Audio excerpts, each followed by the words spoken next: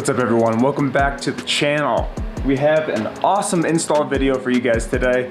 It's nice to finally be able to actually do a really good install rather than just talk to the camera. So we did a really good one last time with the Factory Fab spacers, but we're finally getting back to the meat and potatoes. We're getting back to the power side and the engine. So this was a product that came out really recently. I think I might have been one of the first people to order it. I saw GrimmSpeed post on Instagram the new product and I said, yep, I'm getting that. So I instantly added to cart, shipped it here, and they got it here in like 2-day shipping, which is incredible. So shout out to GrimmSpeed, you guys are awesome. The reason I have my hood open today, the part we're gonna be installing is actually down underneath here, down there, so you can't really see it. But I wanted to talk to you guys a little bit about why this product is so important. I am personally a big believer in making changes to your car in order to future-proof it, which means, you know, removing the lowest common denominator throughout the car, eliminating a problem before it happens, being proactive instead of reactive. And that's a big part of why this product is so important. So let's take a look at it now. So this is the GrimmSpeed aluminum turbo inlet, which is going to be replacing the really bad OEM plastic turbo inlet. There is a ton of features about this that make it a lot better and worth the install and worth the money. But I'm going to be going into that a little bit later, those specifics. I'm going to do that once I can actually show you guys what the stock turbo inlet looks like. But in general, let's go over the setup I have on the car and why this product is going to help. First off, I have for the intake, the cold side of my turbo, my intake track, we have the GrimmSpeed intake, which has an awesome solid metal tubing, a great GrimmSpeed coupler. We have the turbo itself, and then we have, for the rest of the car, the GrimmSpeed front mount intercooler. And we have these amazing mandrel bent piping for the rest of the cold side. So all in all, I have a really awesome, solid, almost bulletproof cold side setup that's not gonna blow off. I'm not gonna have any cracking issues. It's going to be super reliable over time. With the one caveat being the plastic stock turbo inlet. So this product is really going to help with making sure that everything stays exactly where it should be. Make sure that we have really consistent airflow, and of course a lot more solid and consistent activity from the boost controller. So let's get the car jacked up and I'll actually show you guys more in depth what the purpose of this piece is and how it's going to improve the car. All right guys, so the part that we are going for is right underneath here. Let's see if my hands will actually get that into focus. It's right underneath here. So we're gonna have to take out the plastic liner, the skid tray. So let's just do a quick time lapse of that for you guys.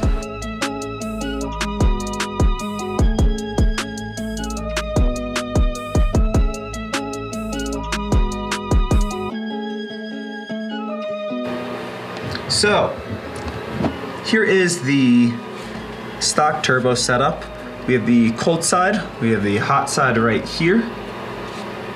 And then we have this is the charge pipe for the front of the intercooler, which comes off the outlet of the turbo.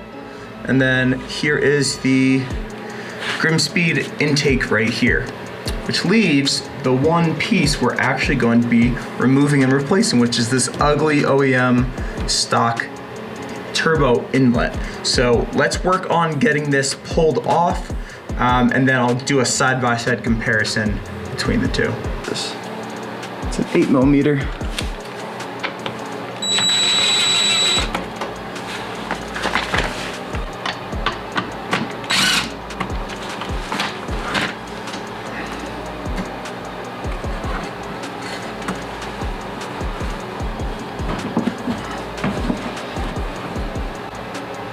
This line I am not touching because this is the oil line for the oil sump at the bottom of the turbo. But this one right here is coming off of the boost controller. So that one can come off. Just held on just by a small zip tie. I'm just gonna be very careful not to damage the tubing itself. There's one. And the other one is right underneath here. And that is the line coming off of the boost controller to the internal wastegate, I believe. So we're gonna be doing the same thing. Perfect.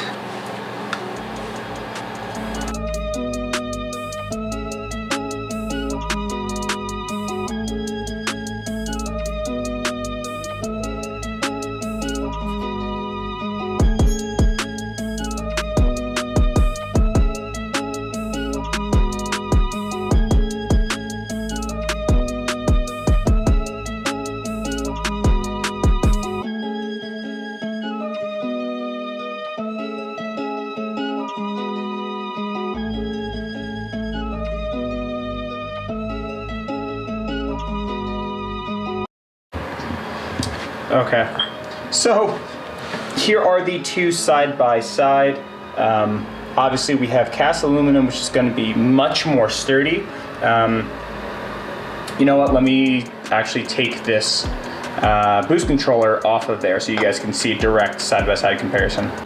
So here are the two kind of side by side. Obviously internals much smoother on the aluminum version, whereas in here you have all this weird baffling and this weird, I think it's a noise generation box right here.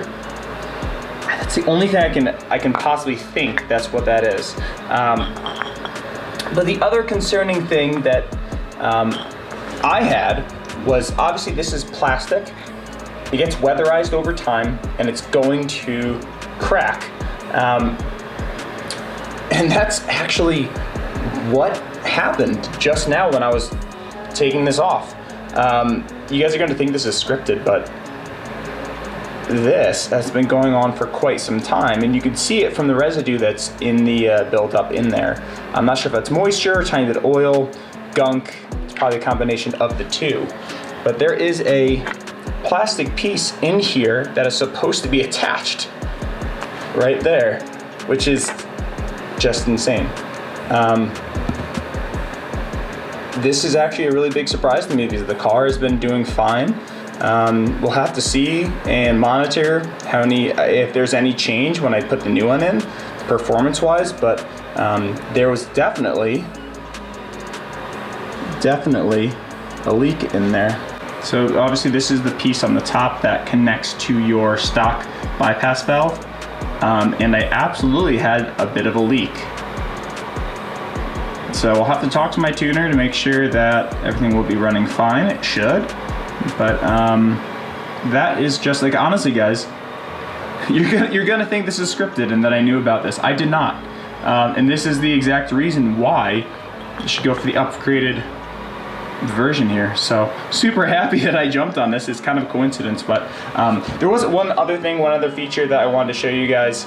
Other than the updated, much more reliability, less likely of any of this corroding and popping off like this, or cracking. All these connections are just going to be so much more strong, a lot stronger. It does come with a new seal to go against the turbo inlet, and it replaces this one. But the other thing I wanted to show you guys was that this new kit comes with the new piping and two small ring clamps. This is how you're going to attach this to your bypass valve, and it also comes with these threaded screws.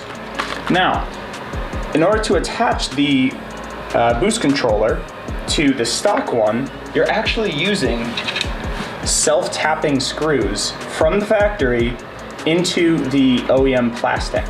And obviously, as you can see, they are corroded. If I let this go, obviously there's so much more potential for those to back out. and crack the plastic and just pop off, because there is heat cycles going through this, just because how close it is to the engine and the turbo. But on this one, these are actually tapped holes so that the machine screws, or the bolts I should say, not screws, will actually thread in and stay there in the aluminum. So that's an amazing update too. So yeah, very excited to see this on the car. Let's start and basically just reverse all the order that we just did to put it back on there. So before this goes back on the car, let's get a couple of these pieces back on. I'm going to be putting the boost controller back on, and then these little ring clamps. So that's going to go there, and this is just going to pop right on here. Let's make sure the logo is facing out so it's pretty, even though this is under the car and nobody was ever going to see it other than me, but I want to be able to see it.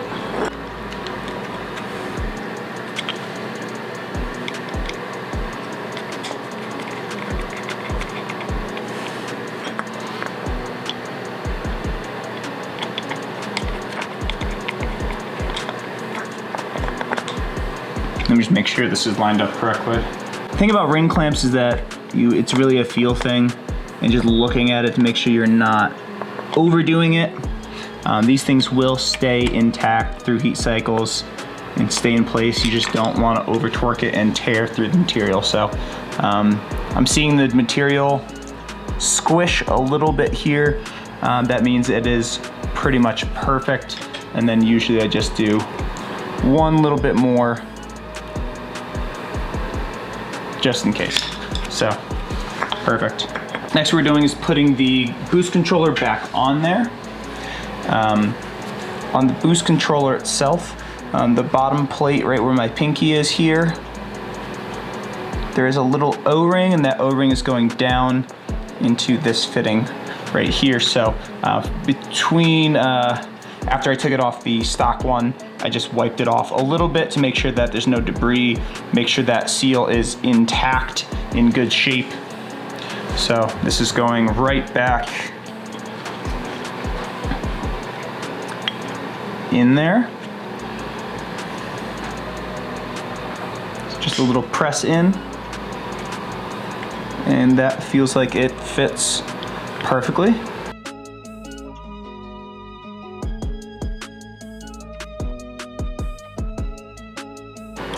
And again, you do not want to over torque these. These are very small bolts, so just try to feel it out. Not too tight, but nice and snug. So this is ready to go back into the car. So now that we have everything sorted out, I'm going to be reinstalling the turbo, or the turbo inlet, the new one. We're doing all three of these connections all at once.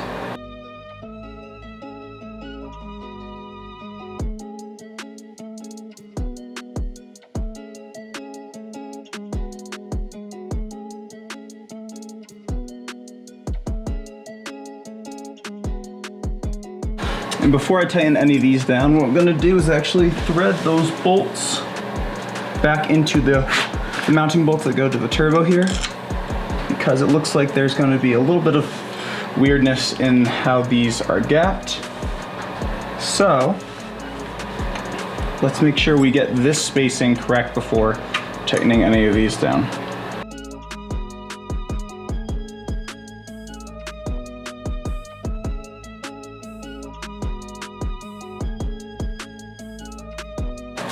Really want to make sure we're not over torquing these, because we do not want to strip the threads on the turbo. So just hand tight, trust your instinct, do not over torque. Let me just give you guys a better, closer look at what we have going on here. So we have the silicone coupler, just going up to the stock BPV bypass valve. We have the little vacuum line right here, which I'm gonna put a zip tie around. Then we have this little ring clamp, which is a tube. I think this is PCV.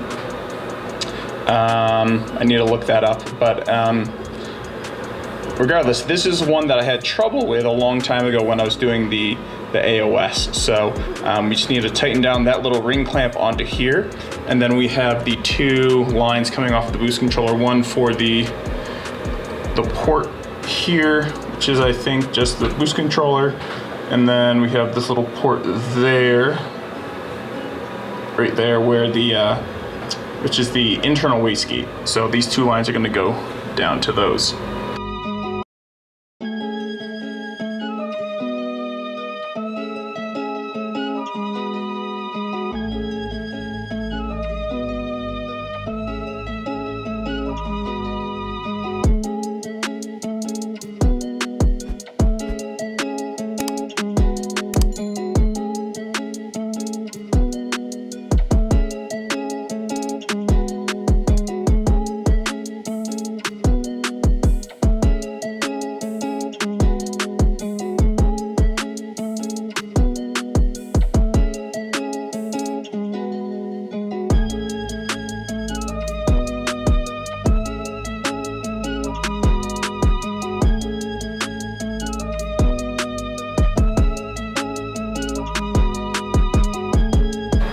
So now that that is done, and we get a quick picture for the thumbnail, and we'll be wrapping everything back up.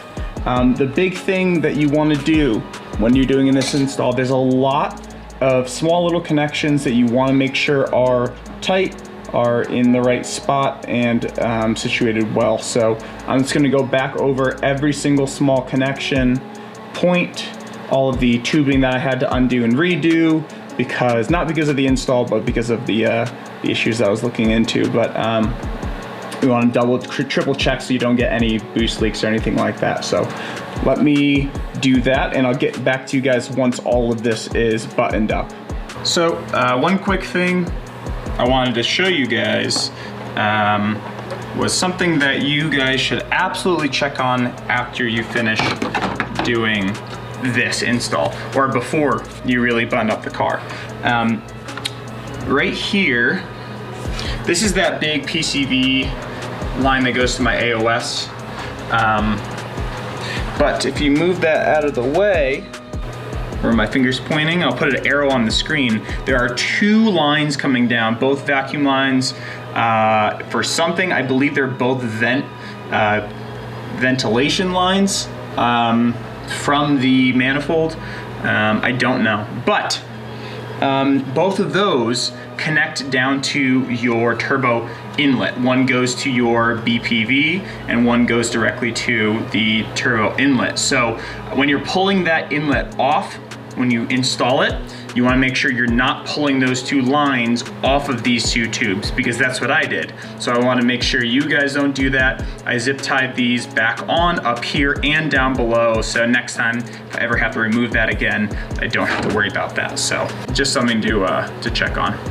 Usually what I like to do whenever I have any work done or I'm doing any work in the engine bay like this, before I button up the car, before I lower it, before I put all the trim pieces and all the plastic and all that back in, I like to turn the car on to make sure that I don't see any issues, hear any issues, stuff like that. But unfortunately, it's very cold outside, and we've had the space heater going in the garage, and my roommate's gonna be working in here, and I want to be considerate. Plus, it's nice having the garage kind of warm. So I'm going to pull, I had to lower the car. I'm going to pull the car out of the garage and then turn it on out there. Basically just try to keep as much heat in here as possible. So the car's on.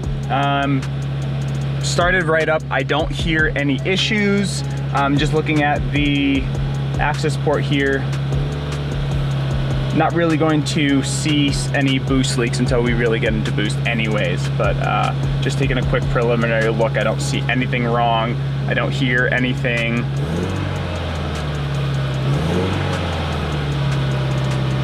Doesn't really sound too much different. Let me just lay down in front of the car real quick. So I'm not fully up to temperature yet, so I'm not going to do any pulls, but I can definitely hear more intake sounds with the new GrimmSpeed inlet. So let me see if you guys can hear this.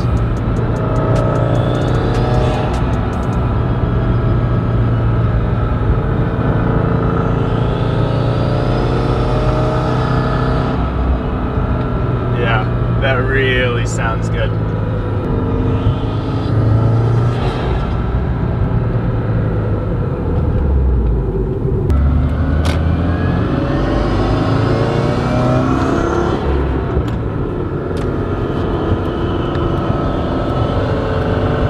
See if you guys can hear this.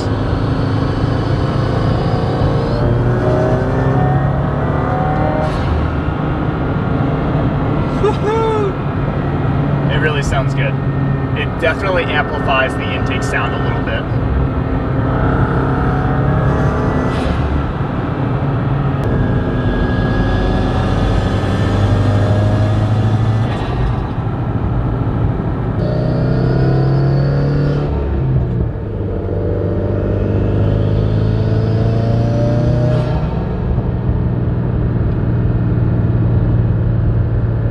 So the bypass valve sound, because it's a more direct connection without all those little, you know, baffles and stuff that was in the OEM one, the intake sound and the bypass valve return dump sound is much more noticeable. So it is still the stock BPV, and I have to pray for GrimmSpeed to come out with a their own BPV. There are some other ones on the market, but a lot of tuners don't really trust aftermarket BPVs. Most of them, and my tuner specifically, said you can do the Cobb one or you can stay with OEM, and there's not going to be any real performance difference. So I stuck with the OEM, and so maybe I'll do a Cobb. It's really pricey in the future, but this turbo inlet absolutely does the same job in terms of improving some of the sound quality of the intake, but also the BPV flutter. With the OEM inlet, I did not hear any flutter. I only heard the intake sound. So let's see if you guys can hear this.